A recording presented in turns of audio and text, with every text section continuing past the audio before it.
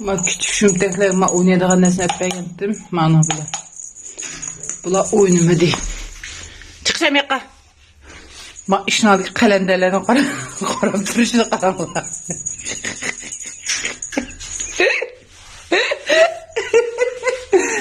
Oy be qalanday mala bek. Sope. Köyden hemen sigaralı bir şey.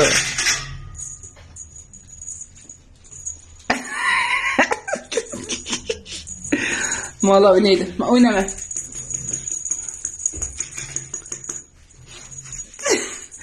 Hey size bir yaslanma ne?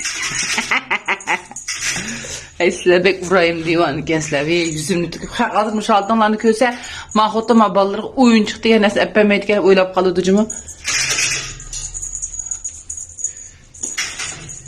Hima hayatında oyun çıkıp aman sarıyerden.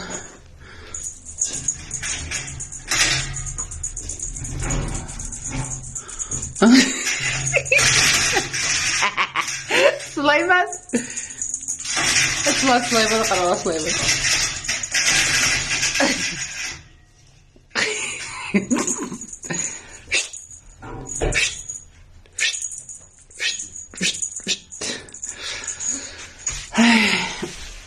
Maşum tehlak yapmayan esneme.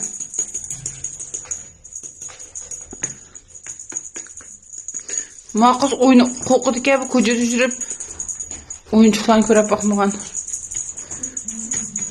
Bunu da 2 tal verip durumunda. Mane tekma çırık yanıydı ki tabanı ki. Hani löpür löpür man toplap oynaydıgan. Yoğun gipti. Ma şum tekla oyunusunu öpesem ügüne çıkama deyip bakak man ügensem diyem de oynusun. Ay mala çıkın lan yakka. Çıkın lan nimbayı tonuşelayan paskıllar çıkındım birbirinin tepe çıkışam yakka.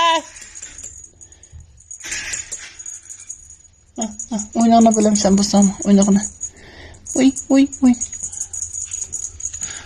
Ben bir çıkan paskına durumda oynaydıgan az epesem ma kuturna kırılmaya sancıp utamaya mehman oyna. Ma divanlani. Ve her köz nimedeydi hazır ey ma kız xotun oyun çıktı gene sepemeyken bitler balla çankap gidip de oyun çık için dibem de.